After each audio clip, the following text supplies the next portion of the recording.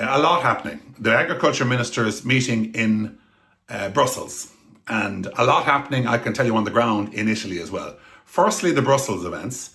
I have to say there's been, from our sources in Europe are saying, there's been a very cool response by European countries to this so-called deal done yesterday by the Italian Prime Minister, where she was looking for 45 billion more of CAP funding post-2027.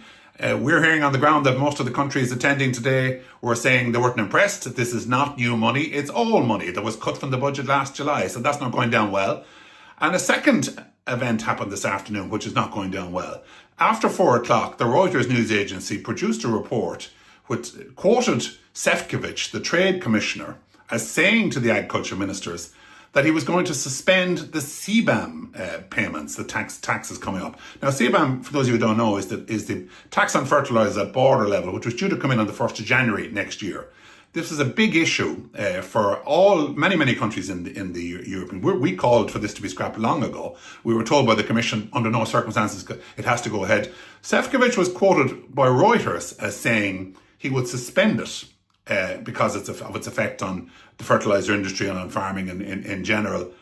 That went on for another hour before there was a statement from the European Commission, which came just after 5 o'clock, which refers to no suspension of CBAM. In other words, another white elephant, another pie in the sky story, another would, maybe, or might story. No suspension of CBAM. We'll continue to look at the market and see how it affects farmers and affects the industry going forward. I can tell you that went down like a lead balloon in Italy. I've been speaking to MEPs in Italy this afternoon. Had a time for conversation too with the president of Copa Cogeca, who's also based in Italy.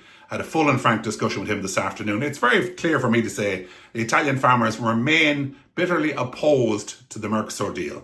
They're waiting to see tonight what will happen in terms of the Minister of Agriculture, and Mullooly will have to do a press conference with regard to what's going on. But they are still voting no. They want the government to vote no very clearly. And very finally, the news from Italy is now coming forward of 2 national protests in Italy happening this Friday.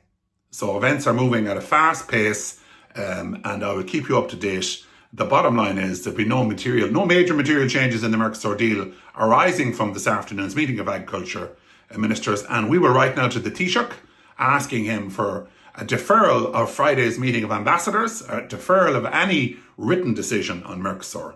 And we will expect the Irish government to be as strong as possible in stopping Friday's written decision going out to the countries. Remember, nothing will happen. There's no vote on Friday. The written decision is seeking a written decision with the governments. It goes out over the weekend. The Irish government have to respond on Monday if it goes ahead.